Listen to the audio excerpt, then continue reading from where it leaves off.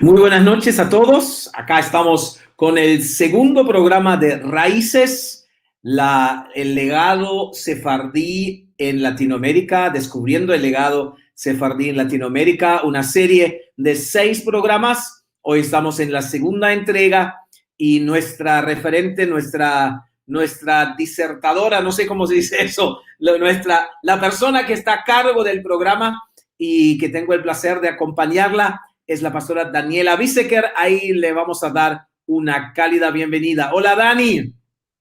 Hola Rubén, muchas gracias y muy buenas noches a todos en este programa Raíces 2. Y en primer lugar, una vez más, Rubén, feliz cumpleaños. Qué privilegio hacer este programa en este día tan especial para ti. Muchas bendiciones y que tengas un año súper bendecido. Muchísimas gracias, Dani. Sí, la verdad, hoy es cumpleaños, la verdad, pues, la parte es súper chévere.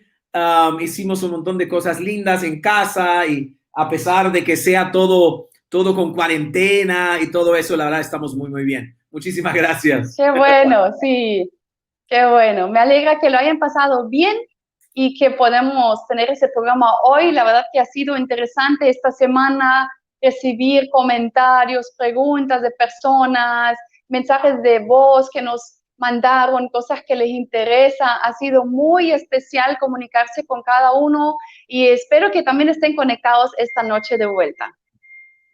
Está muy bien y ya nos están escribiendo por todas partes, nos están metiendo, nos están mandando mensajes, porque hoy, Dani, no estamos saliendo por YouTube en directo, estamos saliendo por Facebook, pero en el Facebook de la Iglesia de Guayaquil, Iglesia de Transformación de Guayaquil y también en Iglesia Victoria de la Luz acá en Lima. Así que la mayoría de la gente hoy nos va a ver por Facebook, igualmente lo vamos a subir después también al canal de la Iglesia Victoria de la Luz en YouTube para que la gente también pueda verlo allá. Allá va a estar guardado y creo que es más fácil de encontrarlo que en las páginas de Facebook, pero por el momento vamos a estar por aquí y al final del programa, como todos los programas, vamos a contestar preguntas y vamos a intentar de responder a todo lo que podemos. Así es.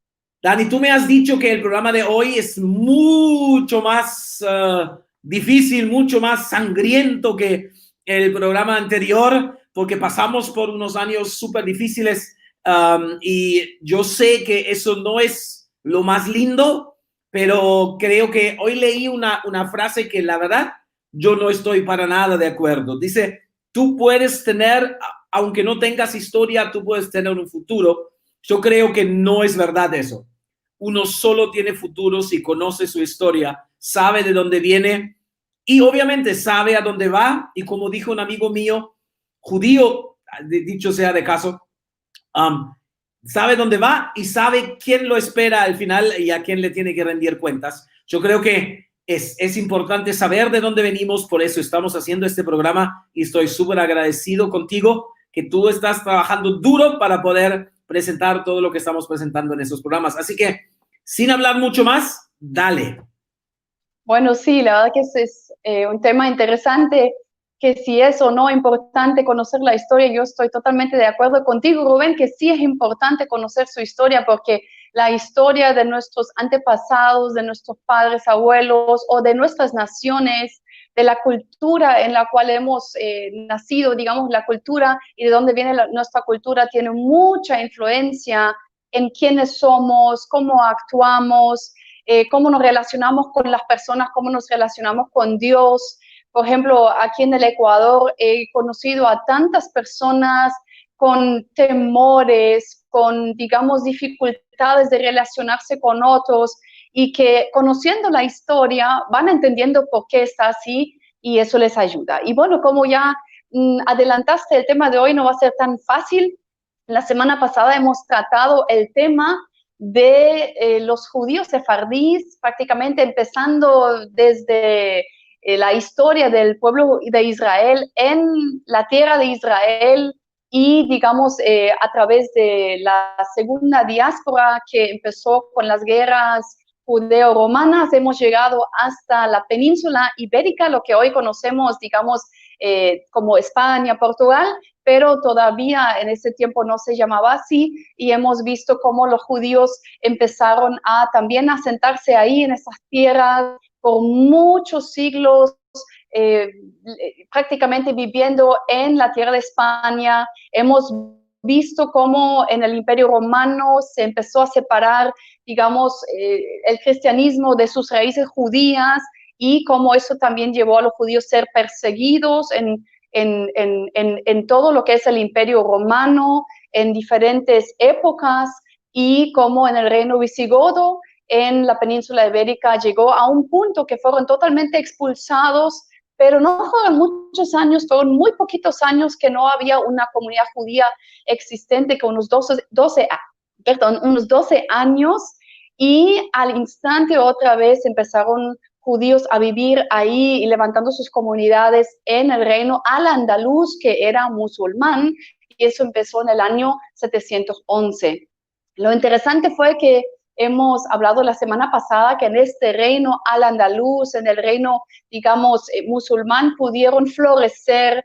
También se habla muchas veces de la época dorada de la comunidad judía en Sefarad, en España, bajo el gobierno musulmán, pero también tenemos que ver realmente cómo ha sido la historia y si realmente los musulmanes del todo toleraban las comunidades judías, la fe judía. Eso también fue una de las preguntas que cortito hemos tocado la semana pasada, y creo que es importante una vez más recalcar que el tema de la tolerancia hacia la comunidad judía o hacia la fe judía en ese tiempo no es lo mismo lo que hoy conocemos como tolerancia, ya digamos tolerancia de que cada uno está libre de vivir su fe, sus creencias, libertad de culto. No era tanto, digamos, esa la tolerancia, sino que también, digamos, entre los musulmanes se consideraba a cada persona de otra fe que no es musulmán, se consideraba como, bueno, hasta el día de hoy también en muchos sentidos se considera infiel al, digamos, a Alá, al Corán, ya, digamos, a la fe, digamos, la religión del Islam. Entonces, tolerancia era prácticamente siempre vinculado con utilidad. O sea, digamos, si un pueblo como el pueblo judío ha sido útil, ha sido, digamos, un pueblo que es bueno para el desarrollo de la nación, entonces se le tolera por cierto tiempo, puede ser a veces por siglos enteros, pero esa tolerancia puede terminar en cualquier momento. Y como el pueblo judío era súper culto, alfabetizado, tenían científicos, tenían muchas conexiones internacionales que eran muy buenos para negocios, para el desarrollo de la economía, entonces se les toleraba por mucho, mucho tiempo, pero también llegó en el reino, digamos, bajo el imperio musulmán, también había persecución de judíos, incluso intentos muy fuertes por algunos años de forzarlos a convertirse al Islam. Entonces ahí llegamos ahorita ya al año 1066, y ahí eso sucedió en el 30 de diciembre, un evento que se conoce como la masacre de Granada. La masacre de Granada no fue ejecutada por parte de cristianos católicos, sino por musulmanes contra su población judía. Entonces, esa masacre de Granada en la península ibérica, les quiero leer cortito un pequeño texto alrededor de ese tema. Dice: fue la más sangrienta matanza de judíos sefardíes perpetrada por los musulmanes en la península ibérica cuando una muchedumbre irrumpió en el Palacio Real de Granada, que en ese momento estaba bajo poder musulmán en Al-Andalus, y acabó con la crucifixión del visir judío Yusuf ibn Agrela y la masacre de la mayor parte de la población judía de la ciudad. Más de 1.500 familias, es decir, alrededor de 4.000 personas murieron en un solo día. Esta fue la primera persecución de judíos en la península bajo el gobierno islámico y es considerada al mismo tiempo el primer pogromo en Europa. Entonces, eso fue ya entrando en el nuevo milenio, y la situación de los judíos empezó a empeorar bajo ese imperio, y siguieron, digamos, persecuciones en el sentido que se los estaba esclavizando, confiscando sus bienes, forzándolos a conversión al Islam, se clausuraban sinagogas y yeshivas, que eran digamos, las escuelas del estudio de la Torá. Entonces fue una situación conflictiva. Pero Bueno, ¿eso qué significa? Eso significa que ya en este año se empezó empezaron los pogromos, o sea, no es un invento que después recién en el tiempo de las cruzadas, sino ya antes. Sí, bueno, las cruzadas, sí, también es tema de pogromos, a eso vamos a llegar en un rato, pero también existía ya en ese tiempo, sí. Wow, ok. Pero tenemos que decir que no es que fue, digamos, por mucho tiempo y todo el tiempo así, sino que, digamos, en este tiempo fue por unos 10 años una época muy conflictiva, pero igual, o sea, los judíos seguían viviendo digamos, bajo ese gobierno musulmán, pudieron seguir viviendo, no fueron del todo expulsados, pero mientras que eso sucedía, pasaba otra cosa en la península ibérica, y es que los reinos católicos empezaron otra vez a retomar terreno, podemos decirlo así, ¿ya? Entonces, era como que un tiempo que los musulmanes fueron más y más reprimidos, más y más, digamos, conquistados otra vez las ciudades, y la península se hacía más y más católica otra vez, y entonces una vez más vemos que los gobiernos católicos también querían asegurarse que todos sean católicos, o sea, los musulmanes querían que se conviertan al Islam y los reyes católicos querían que se conviertan al catolicismo, o sea, una situación, digamos, de mucha pelea y religiosa, y en ese tiempo, digamos, ya nace más o menos unos 100 años después, nace una institución, y de esa queremos hablar hoy más que todo, es la Inquisición. Y la Inquisición, prácticamente muchos quizás aquí en Latinoamérica conocen la Inquisición española, pero hay que entender que no es la única Inquisición que había, así que queremos hoy definirlo un poquitito. En general, la palabra Inquisición o Santa Inquisición hace referencia a instituciones dedicadas a la supresión de la herejía.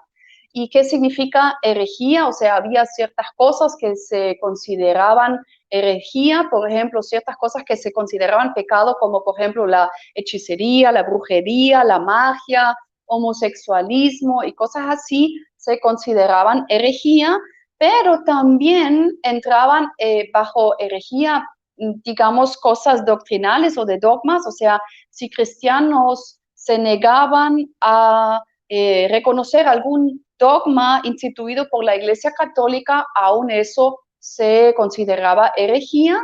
O también, lógico, el tema de otras religiones como el judaísmo o el islam también tenía que ver con ese tema, aunque también tenemos que recalcar que la autoridad de la Inquisición no era en cuanto a personas que pertenecían a otras religiones, sino a personas que han sido bautizadas y sin embargo vivían otra religión, sea de manera oculta o abierta. Entonces a eso se refiere. Bueno, vamos un ratito al desarrollo entonces de la Inquisición. Vamos a la siguiente pantalla, si podemos verla, por favor. Ahí tenemos 3 formas de la Inquisición que quiero cortito definir. Primero, la Inquisición episcopal es prácticamente la persecución de herejes que correspondía a los obispos de cada diócesis, o sea, eso prácticamente era la responsabilidad de cada obispo dentro de, digamos, de su área, pero después llegó en el año 1231 ya la Inquisición pontificia,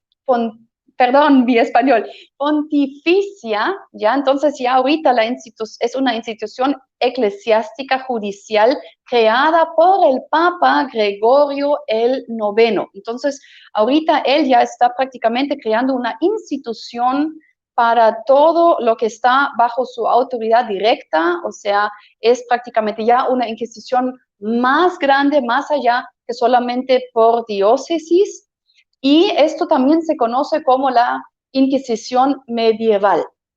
Pero después, poco tiempo después, ya llega lo que es la Inquisición de la Edad Moderna, que prácticamente, a diferencia de la medieval, la Inquisición de la Edad Moderna está bajo autoridad de los reyes católicos, y no solo en España, es importante decirlo, sino todos los reyes católicos en Europa, que eran prácticamente, bueno, digamos, hasta Alemania, Polonia, casi todos los gobiernos eran católicos, y prácticamente a ellos se les delegó ese poder por parte del Papa, que ellos prácticamente pueden perseguir o detectar toda herejía en los dominios de su monarquía.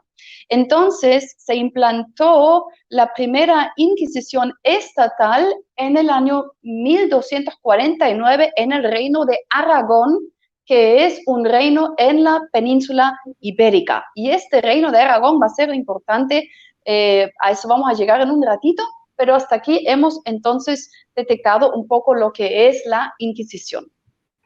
Wow, Dani, pero eso ya, hicimos como 500 años en 10 minutos, pero tremendo lo que tú nos cuentas. O sea, empezó con la revuelta de Granada o la persecución de Granada, y después fue ya la iglesia cristiana. Bueno, en este caso todavía cristiano era todo. El otro día alguien escribió, no se olviden de los coptos, ¿verdad? Coptos. No es cópticos, es coptos, ¿verdad? Sí. De los coptos, de los ortodoxos, de los católicos, evangélicos no había todavía en ese tiempo.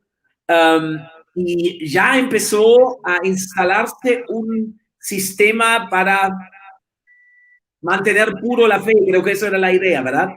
Esa es la idea, o sea, la Inquisición estaba prácticamente encargada de eso, de mantener la fe católica pura, pero como ya pasó esto también bajo la autoridad de los reyes, también siempre tenemos que entender que en ese tiempo la religión y el Estado estaba totalmente vinculado uno con el otro. Entonces tener fieles católicos al mismo tiempo significaba tener fieles a la corona. Entonces era tanto el interés de la Iglesia Católica como también de los reyes mismos que todos se mantengan en una sola línea en cuanto a la fe, porque eso aseguraba unidad en el país y fidelidad a la corona. ¿Y también esto también jugaba un papel ahí o...? Bueno, yo creo que sí, porque digamos, bueno, pero nos iríamos a otro lado si vamos a hablar mucho de ese tema, pero yo creo que, lógico, tiene mucho que ver también con las finanzas, sí. Okay. Sí. Pero bueno, quizás también ahí tenemos que volver a ver qué tiene que ver eso con el pueblo en general, porque aquí estamos hablando de una institución, estamos hablando, digamos, de que también se perseguía entonces digamos, se quería asegurar que todos sean católicos. Entonces todavía había un ambiente muy antijudío, como ya mencioné también. Los judíos que no se convertían de todo al catolicismo tenían dificultades con la Iglesia Católica y también con la corona, pero ¿cómo estaba el pueblo? ¿Ya? Entonces también tenemos que entender que en ese tiempo el ambiente, digamos, en Europa y también en España ha sido muy, muy antijudío. Y no es solamente que la iglesia o el gobierno, sino el pueblo mismo ha sido súper antijudío, y también prácticamente hay más y más revueltas antijudías.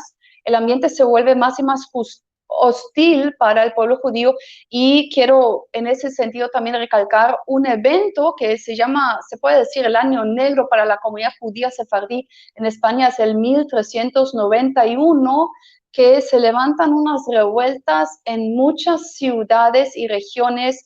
Es una situación muy triste, y también les quiero leer cortito qué es lo que pasó en esta época. Les quiero leer un citado, creo que se dice en español, del escritor del Sánchez, del libro El último Éxodo. Él escribe lo siguiente: las primeras de una serie de disturbios antisemitas empezaron en Sevilla.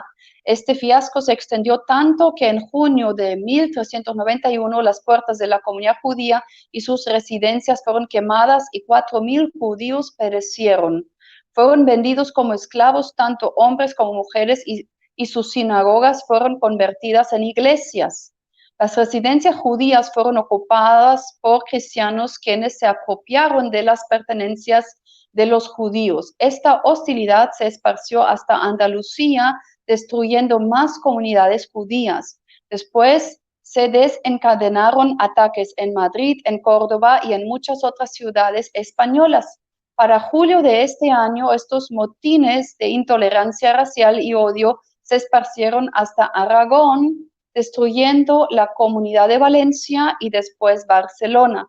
En tan solo 3 meses, un total de 50.000 judíos fueron asesinados en 70 comunidades de lo que hoy es España.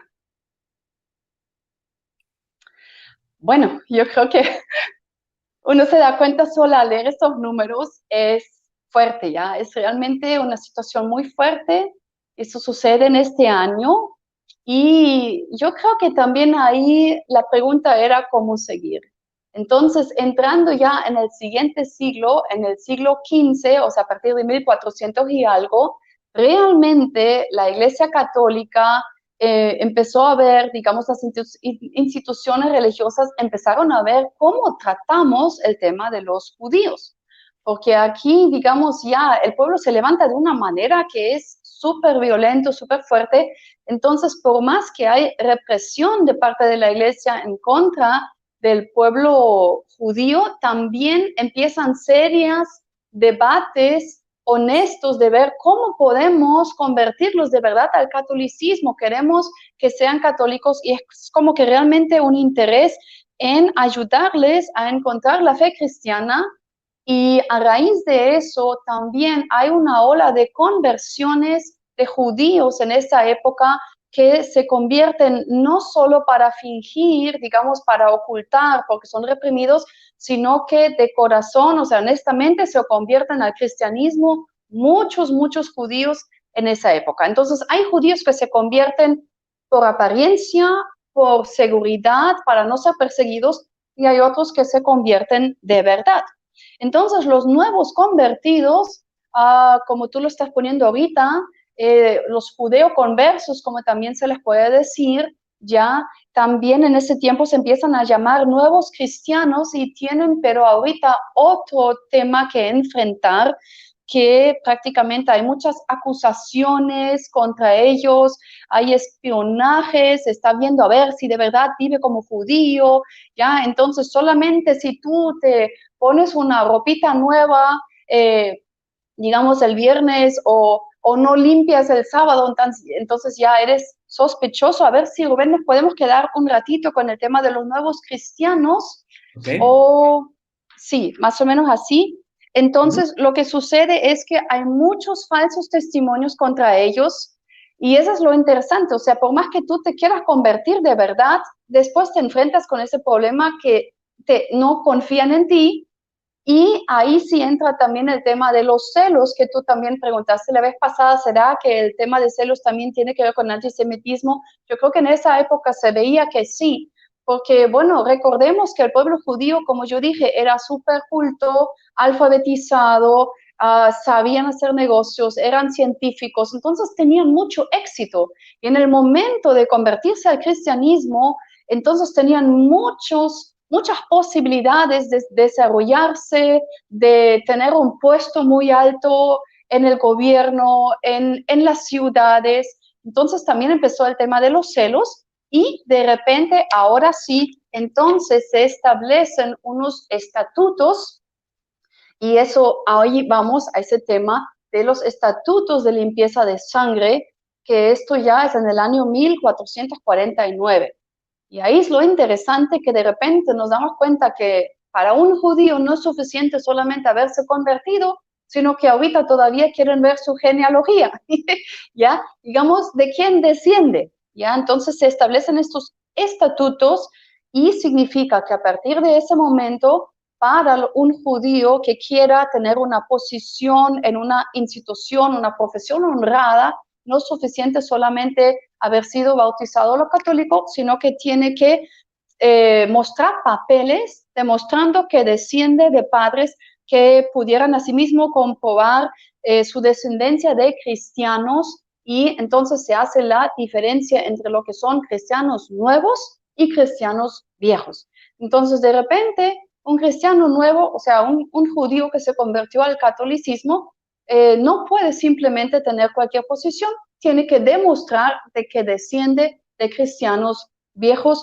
y estos estatutos se llaman limpieza de sangre y prácticamente empieza una discriminación ya no por religión, sino por descendencia, o sea, por raza, podemos casi decir, ya, y la verdad que los que conocemos la historia de Alemania, vemos que lo mismo se hacía después en la Segunda Guerra Mundial, en la época de Hitler, que también quería que la gente muestre su árbol genealógico a ver si no desciende de judíos. Entonces ya vemos que en España también 500 años antes ya se hacía algo parecido.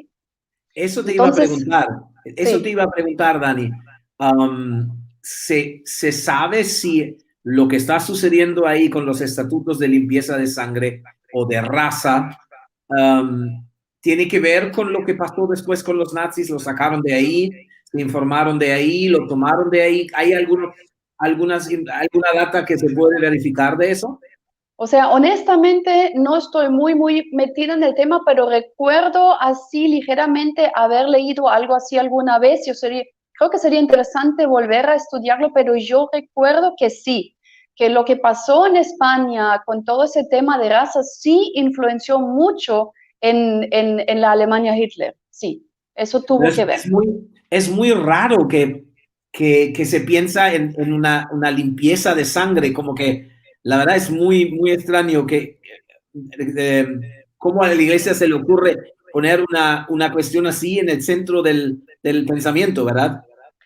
Bueno, sí, yo creo que, como digo, tiene que ver en ese tiempo, tenía que ver con celos, porque de repente, por más que un judío se convertía al cristianismo, había una diferencia, porque como hemos dicho antes, nos marca nuestra cultura, nos marca nuestro pasado. Nosotros somos Cierto. todos marcados por nuestros antepasados. Entonces, se veía que hay una diferencia. Los judíos estaban súper bendecidos, le iba súper bien. Entonces, de repente empezaron a tomar posiciones que los cristianos viejos, como se llamaba en ese tiempo, de repente estaban celando estas posiciones y de repente decían, no, pues, pero es judío recién convertido y cómo es que avanza más que yo. Entonces, como que ahí empezó a influenciar ese tema también. O Quiero sea, sí, leerte, una sí, pregunta más una para sí, dar sí, un dígame. poquito de respiro también. Eso significa que en realidad nadie en ese tiempo ya entendió algo de que la palabra está diciendo desde un principio, que se trata de un pueblo elegido, se trata de un pueblo elegido por el Señor, se trata de los primogénitos, se trata del pueblo que Dios ha elegido para que naciera Jesús en ese pueblo, que de ahí viene la Biblia y todo lo que, digamos, que tenemos como para reconocer y para honrar, ya no jugaba papel. La cuestión era qué clase de sangre tienes y si está suficientemente limpia para ser considerado cristiano. Bueno, lo que pasa es que a esas alturas ya prácticamente estaba totalmente arraigada la teología de reemplazo que ¿Mm? decía que un judío es totalmente maldito, que Dios ya rompió el pacto con ellos y que los cristianos los han reemplazado y que ahora los cristianos gentiles son el nuevo pueblo escogido y que prácticamente todas las promesas para el pueblo judío en la Biblia de repente ya se les atribuye a los cristianos, mientras que los judíos se estaban asociando con Judas, que traicionó a Jesús y que ellos mataron a Jesús. Entonces, nada que ver de lo que nosotros, digamos, hoy en día, como tú dices, entendemos de que es un pueblo bendecido, elegido. No, pues los cristianos se consideraban bendecidos y elegidos y los judíos malditos. Ok. Y eso se ve hasta el día de hoy en otras cuestiones también, todavía lo de la limpieza de sangre, porque digamos, venimos muchos de nosotros de un trasfondo desde España, ¿verdad? Sí, bueno, aquí te quiero leer entonces cortito también un Ok. citado con respecto al tema de limpieza de sangre y ya voy a responderte la pregunta.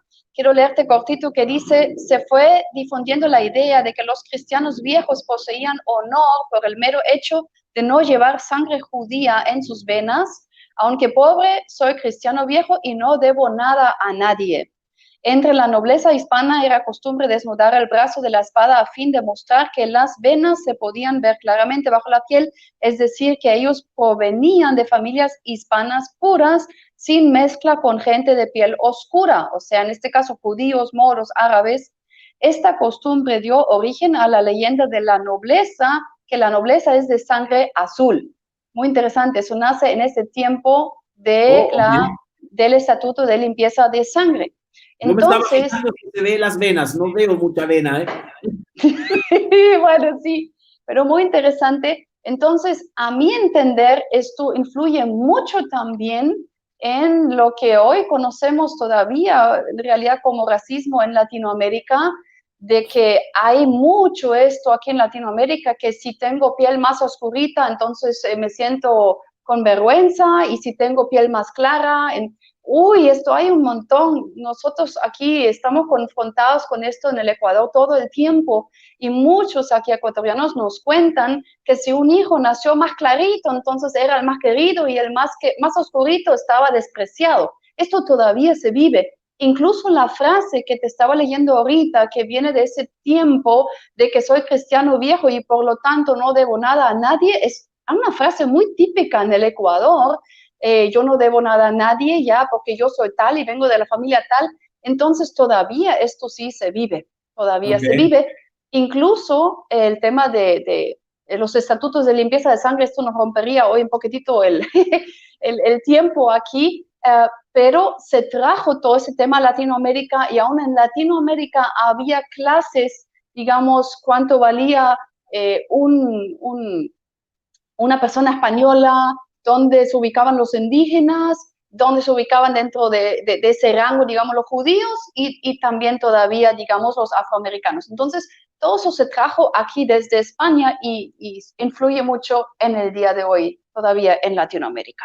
Interesante, la verdad no había pensado toda esa estructura hasta lo de la sangre azul, y a veces a ti te debe pasar también. Nosotros que venimos de Europa, nos hemos ido a la playa a matarnos para broncearnos, para tener la piel más oscura, para que no se vea las venas, y es como una cosa rara cuando se ve las venas, como uno está enfermo, tan blanco que está, pero en ese tiempo se usaba como para diferenciar entre las personas. Y no solamente eso, sino para discriminar y para probablemente también matar, ¿verdad? Sí, bueno, matar, y bueno, también ya discriminar, y bueno, el tema de matar, eso ya, ok, sí, vamos quizás a seguir con el tema de la Inquisición, cómo se sigue desarrollando este tema, porque ahí sí venimos a tiempos más duros todavía, como tú dijiste al principio, hablando, digamos, de matanza. Ahí sí este tiempo fue muy, muy fuerte. Entonces, vamos a entrando al tiempo de lo que conocemos como la Inquisición española. Antes yo les había contado que la primera Inquisición estatal se había fundado en el Reino de Aragón, y aquí vemos a un personaje famoso del Reino de Aragón, que es Fernando el Quinto. Y ese Fernando el Quinto se casa con Isabel la Primera de Castilla, del Reino de Castilla. Se unen prácticamente esos dos reinos, y entonces al mismo tiempo también se une el tema o sea, se extiende el tema de la Inquisición de Aragón, se extiende en todo el territorio de ese nuevo reino, y prácticamente se llama a partir de ahí la Inquisición española. Podemos decir que la Inquisición española empezó en 1478-79 y duró prácticamente ejerciéndose hasta el año 1834. Es bastante tiempo, y los que llevan las cuentas ya se dan cuenta que ya estamos hablando de tiempos que también ya fue descubierta Latinoamérica, bueno, toda América, mejor dicho. Entonces van a ser cosas interesantes para nuestro continente también. Pero quiero leerles algo más sobre este tiempo. La Inquisición, como yo les había dicho, estaba más que todo persiguiendo o tratando de detectar quiénes de los judíos que supuestamente se convirtieron al catolicismo seguían en lo oculto viviendo todavía el judaísmo. Entonces, en este tiempo, una de las acusaciones peores que se les pudo hacer a un cristiano es que es judaizante. Judaizante significaba que era un judío converso, o sea, un judío convertido al catolicismo, pero acusado por volver a las prácticas del judaísmo. O sea, eso significaba, por ejemplo, si un judío converso fue invitado por un familiar judío un viernes en la noche a cenar, diciendo, hey, compartimos, vamos a tener una noche juntos, que es la noche de Shabbat, el inicio de Shabbat. Entonces ya te acusaban por ser judaizante porque estás compartiendo una cena de Shabbat el viernes en la noche. Imagínense, nosotros hoy vivimos en tiempos tan buenos, podemos hacer todo eso sin de que nadie nos acuse de nada, pero en ese tiempo era súper peligroso para un católico con descendencia judía participar en una cena de Shabbat. ¿Ya? Entonces, quiero también recalcar un poquitito esa palabra judaizante, porque también es algo que todavía se encuentra aquí a veces en nuestro tiempo, que también a veces hay estas acusaciones de que una persona es judaizante, pero bueno, llegamos a esto en un ratito. Quiero leerte algunas señales de una lista que la Inquisición prácticamente tenía en ese tiempo para detectar si una persona era o no judaizante. Así que leo algunos ejemplos. Por ejemplo, estas señales son como cualquier persona que guardase el día de reposo honrando la ley de Moisés, de lo cual la prueba sería el uso de ropa limpia y vestidos más especiales que en otros días, manteles limpios en la mesa, así como el no abstenerse de prender las velas de sus candeleros. Igualmente era el abstenerse de trabajo desde el viernes por la tarde. Otro punto, cualquier persona que despojara el sebo o grasa de la carne que preparan para sus alimentos, lavándolos con agua para purificarlos, sangrando y extrayendo la glándula de la pierna de corderos u otros animales sacrificados para sus alimentos. Cualquier persona que cortare el pescuezo de animales o aves de corral destinadas para alimentos y primero probase el cuchillo en sus uñas para luego cubrir la sangre con tierra, prefiriendo ciertas palabras acostumbradas por los judíos. Profiriendo ciertas palabras. Cualquier persona que comiese carne durante la cuaresma o cualquier día festivo católico. Cualquier persona que guardase el ayuno de Kippur en el 10º mes hebreo, para lo cual la prueba sería haberse descalzado durante el periodo de ayuno, como es la costumbre judía, haber dicho las oraciones judías, haber pedido perdón uno de otro, padres que habían impuesto las manos sobre la cabeza de sus hijos sin hacer la señal de la cruz, o decir algo que no fuera por Dios y por mí sea usted bendecido. Entonces son algunas señales. Vamos a seguir otras señales más. Cualquier persona que recitara los salmos de David sin concluir con el versículo de Gloria Patri et Filio et Spiritus Sancto. Cualquier mujer que se abstuviera de ir a la iglesia por 40 días después de dar a luz un hijo para honrar la ley de Moisés. Cualquier persona que circuncidara a sus hijos, les diese nombres hebreos o después del bautismo permitiese que la cabeza de sus hijos fuese ungida con el aceite sagrado. Cualquier persona que hiciere que sus hijos fueran lavados el 7º día después de su nacimiento en una vasija en la cual, además del agua, ellos habían colocado oro, plata, perlas, trigo, cereal y otras cosas. Cualquier persona que guardase el Huaya, que es una cena de despedida y bendición antes de partir en una larga jornada. Cualquier persona que estando en artículo de muerte fuese volteado con su cara a la pared para morir en esa posición. Cualquier persona que lavase un cadáver en agua caliente o lo rasurara de acuerdo a la costumbre judía o lo preparase con vestimenta para la tumba como lo dicta la ley mosaica. Cualquier persona que emitiese expresiones judías de lamentación, como abstenerse de comer carne, de derramar agua de los jarrones en la morada del fallecido. Cualquier persona que enterrase a sus muertos en tierra virgen o cementerio judío. Entonces aquí son algunas señales que les estoy leyendo para que conozcan cómo la Inquisición trataba de detectar quién todavía vivía según costumbres judías, y esas personas las llevaban a los tribunales de la Inquisición.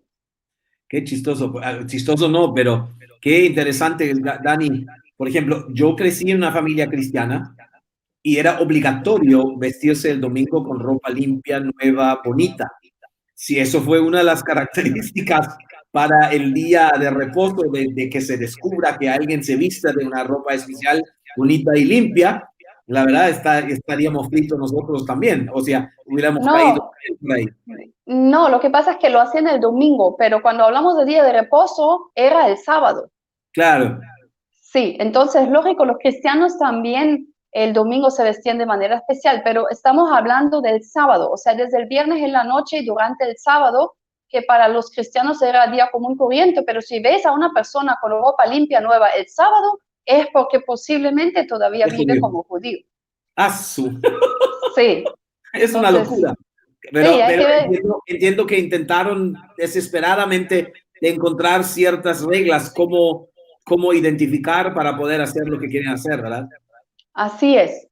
Y bueno, entonces lo que sucede es que a esas personas se les acusaba y se los llevaba prácticamente a los tribunales, o bueno, mejor dicho, lo que se hacía en ese tiempo es que se los interrogaba, y las interrogaciones de la Inquisición, lamentablemente en ese tiempo, era con tortura y fuerte.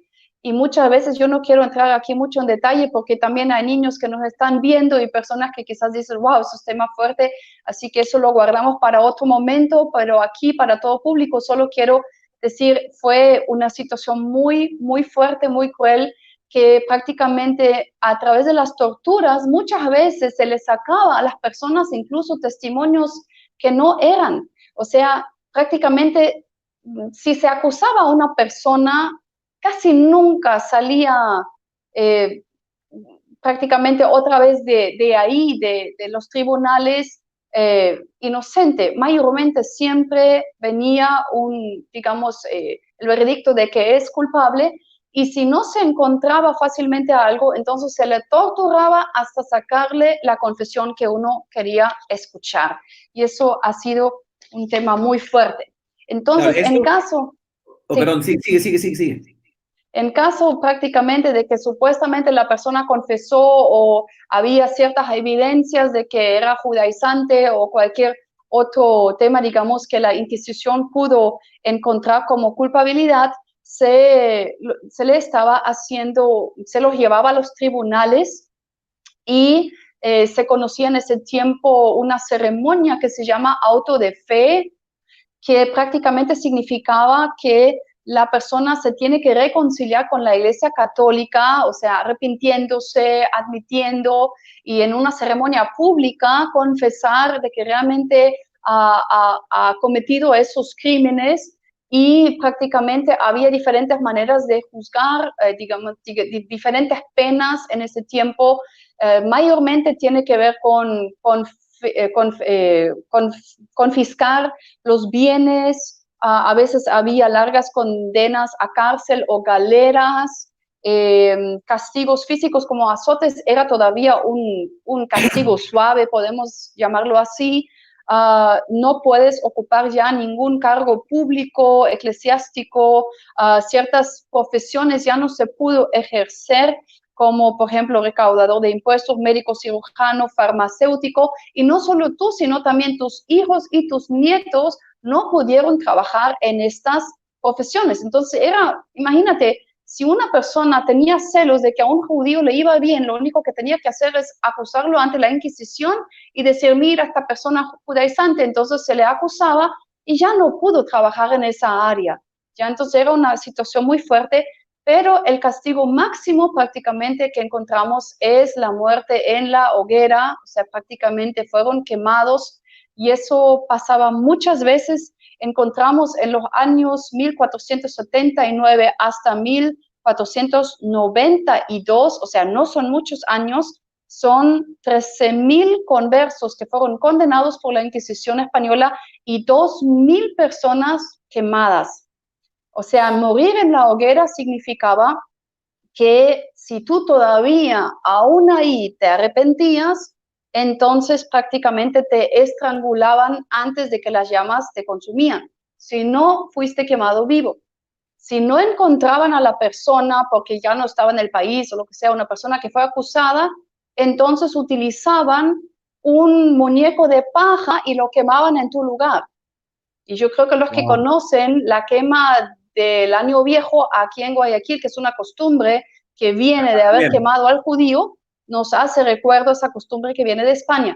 Y en caso dado que un acusado ya fue, o sea, ya falleció, ya murió, incluso desenterraban el cuerpo y todavía lo quemaban después. Entonces, era una situación muy, muy fuerte en ese tiempo. Y eso es lo que tú estás diciendo, es lo que sucedía en España y que después se trasladó acá a Latinoamérica y aquí en Lima y en, creo que Cartagena y después en algún sitio en México fueron los tres sitios acá en Latinoamérica donde se aplicaban estos castigos, donde estaba la corte de la Inquisición, ¿verdad? Sí, ya a eso vamos a llegar, creo que en un futuro programa, sí, pero eso es lo que también, claro, se aplicaba aquí. Pero lo que digo es que aquí había una fiesta en Guayaquil de quemar al judío, a Judas, a veces decían no al judío, que prácticamente se hacía un muñeco y se los arrastraba por toda la calle principal de la ciudad, se le colgaba y en Año Nuevo, Año Nuevo se le quemaba. Y esto venía desde España, prácticamente, esa costumbre de lo que hacían. Sí, de lo que hacían con los judíos en el tiempo de la Inquisición. Wow, ok. Sí, no sé si tenemos todavía un tiempito, me gustaría llegar un ratito a un caso que fue prácticamente uno de los casos más conocidos en ese tiempo. Ese es el caso del Santo Niño de la Guardia, que fue un caso en España y que es uno de los más conocidos.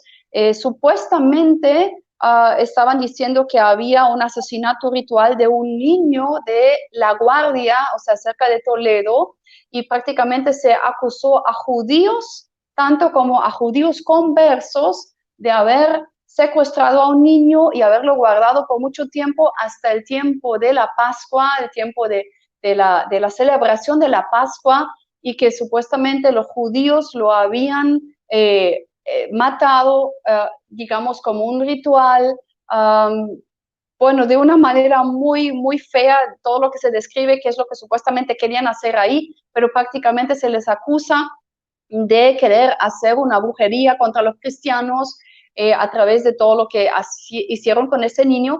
Entonces, acusan como dije, a judíos conversos, tanto como a judíos que no fueron convertidos, lo cual en realidad ya no fue la autoridad de la Inquisición de juzgar a judíos que no fueron bautizados, pero igual se hizo en este caso.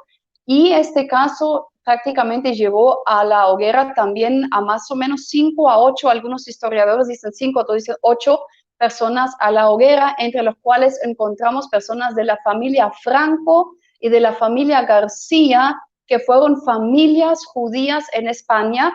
Algunos se habían convertido ya al cristianismo, otros no, pero fueron acusados por este delito y se les llevó a la hoguera en la ciudad de Ávila. Entonces, fue una situación muy, muy fuerte y vemos que toda esa historia en realidad se basa en una, ¿cómo se dice? En una acusación, en una, ay, se me fue la palabra en español, en una leyenda, podemos decir. Una calumnia. Sí, calumnia de la sangre se llamaba esa leyenda, que supuestamente los judíos roban a los niños para otra vez hacer una crucifixión, como reconstruyendo la crucifixión de Jesús, podemos decir, y encontramos ahí esa famosa acusación contra los judíos, que son los asesinos de Cristo, que crucificaron a Jesús, y lo siguen haciendo con niños, porque esto sucedió también. Esas acusaciones hubo en Inglaterra, en otros países, en diferentes épocas, y es uno de estos casos, ¿ya? Entonces, todavía, lamentablemente, aquí en Latinoamérica se escucha por muchos lados que los judíos crucificaron a Jesús y muchos temores. También aquí en el Ecuador encontramos eso en muchos casos, temores de que los judíos son malos, pueden asesinar a un niño. O sea, todavía eso está vivo en muchas personas hasta el día de hoy, y estas leyendas prácticamente, quizás ya no se conocen los casos, pero los temores igual siguen vivos hasta el día de hoy. Wow, pero y yo creo que para terminar hoy, ¿cómo es la posición? Pero estamos escuchando de asesinato, estamos escuchando de tortura, estamos escuchando de la limpieza de la sangre, de la pureza de la sangre. Estamos escuchando de calumnias, estamos escuchando de leyendas para poder seguir discriminando, seguir matando a los judíos. ¿Cuál es la posición hoy de la Iglesia Católica a todo eso? Porque, digamos, estamos hablando del año 1400. Yo me imagino que ellos 1500, 1600, la Iglesia Católica se dio cuenta que algo está mal. ¿O eso cómo siguió? Bueno, creo que en ese tiempo no, o sea, no podemos decir que en el año 1600, 1700, no. Pero O sea, la posición... Lutero tampoco se metió por ese lado. Lo que pasa es que Martín Lutero tuvo una posición con respecto a los judíos. Bueno, para los que no conocen la historia de Martín Lutero, en más o menos 1500 en adelante, él fue el fundador o sea, el reformador, que prácticamente se puede decir en pocas simples palabras, el fundador de la Iglesia Evangélica. Su posición era la siguiente: él pensaba que los judíos no se convertían al cristianismo porque conocieron un cristianismo católico equivocado en sus ojos, que prácticamente si conocen a un Cristo de gracia, de amor, que hay perdón, entonces ahora sí se van a convertir en masas los judíos, porque ahora van a conocer lo que es el verdadero cristianismo.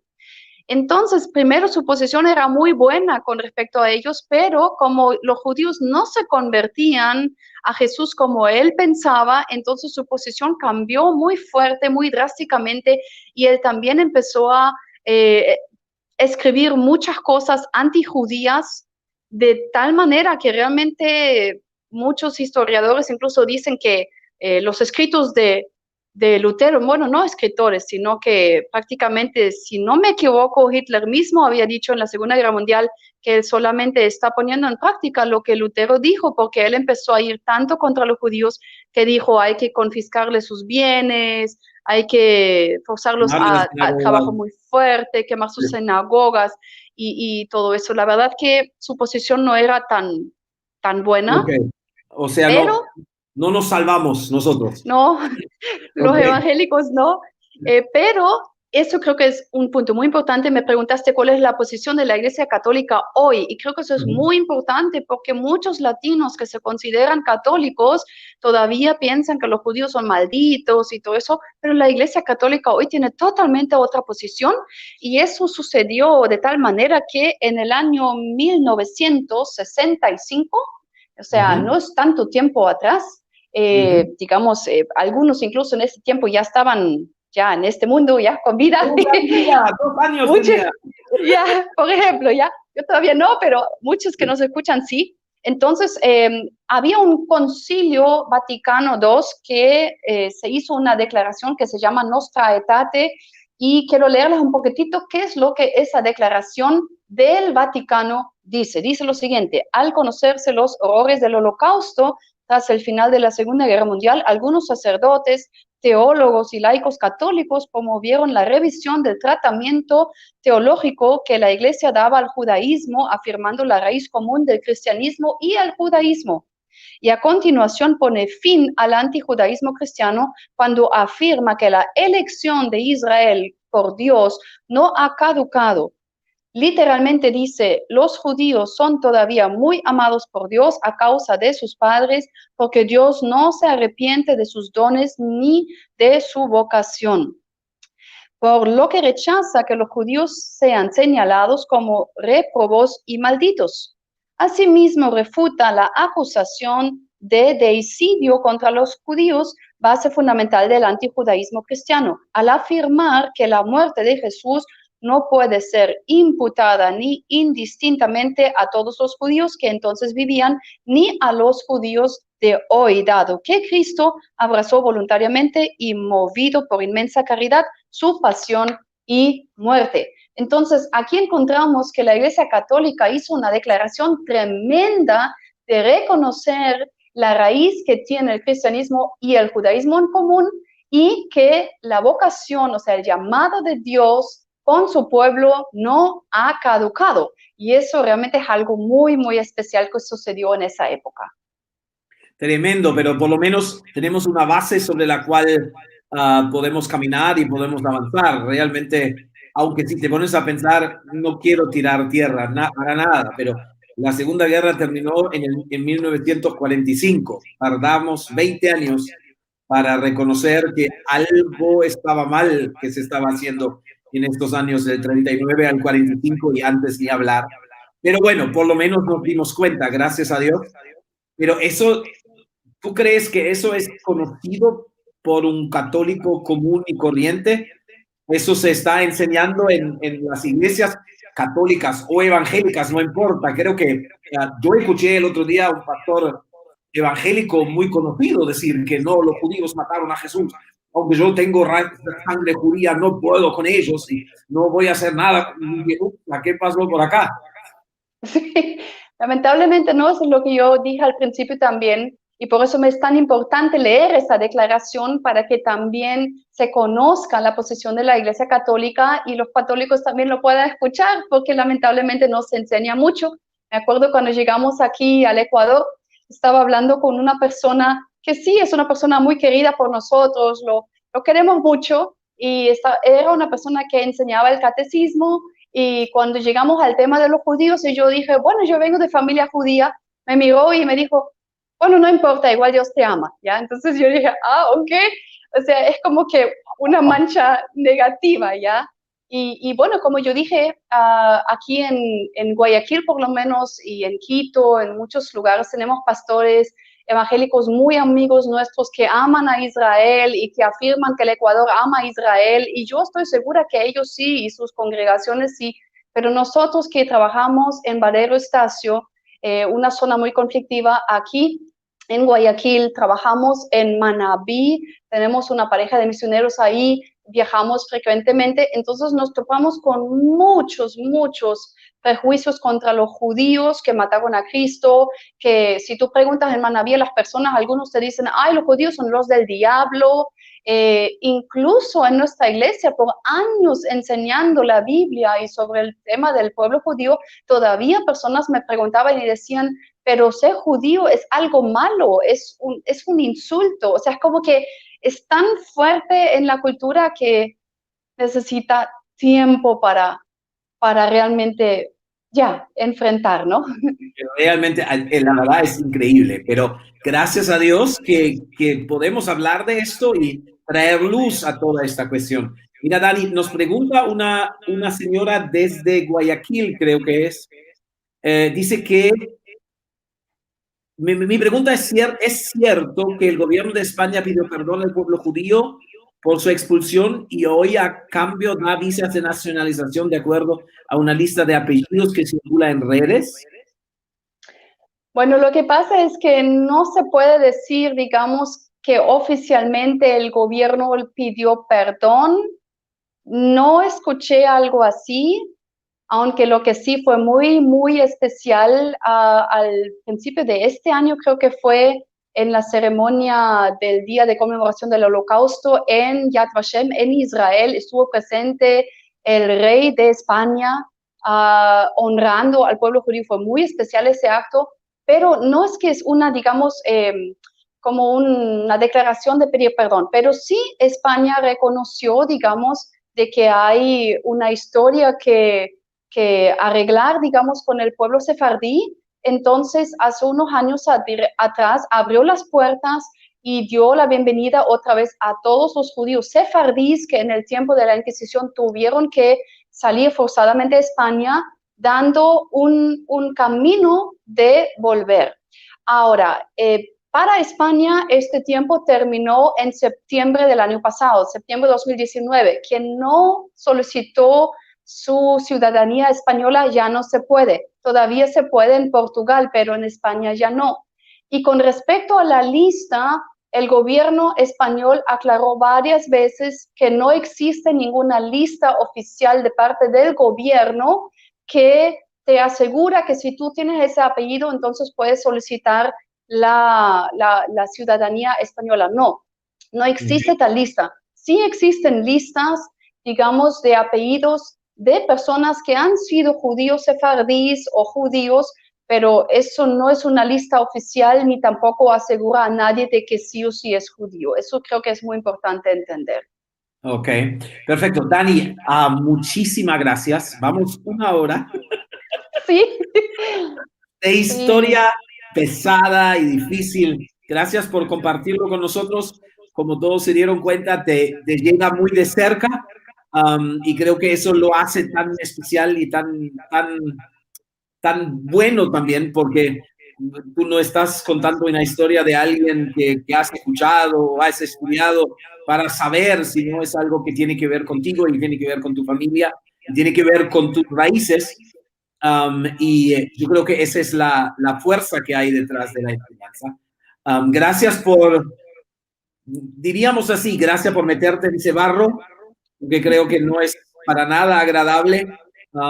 Y esperemos que para el próximo jueves ya tenemos temas un poquito más alegres, um, porque vamos a hablar de la expulsión de los judíos de España, vamos a hablar de nuestro famoso Cristóbal Colón, vamos a hablar de cómo llegó todo este tema también acá a Latinoamérica.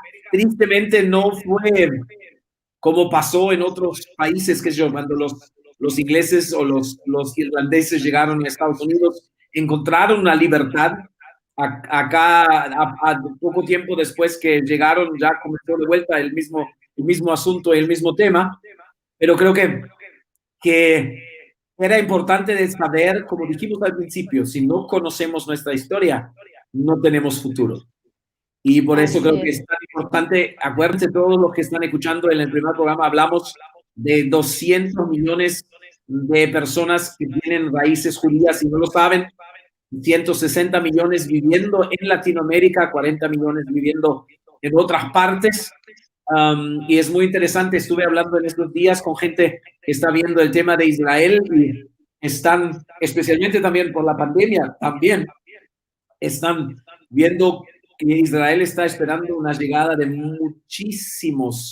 muchísimas personas de Latinoamérica que han descubierto sus raíces y, y quieren vivir allá, quieren ir a su tierra, quieren ir a Jerusalén, como dice en casi todos los textos: si me olvidara de ti, Jerusalén, que mi brazo derecho se quede tieso y que pierda el habla. Y creo que hay un montón de cosas que nos vamos a ir descubriendo avanzando en ese tiempo.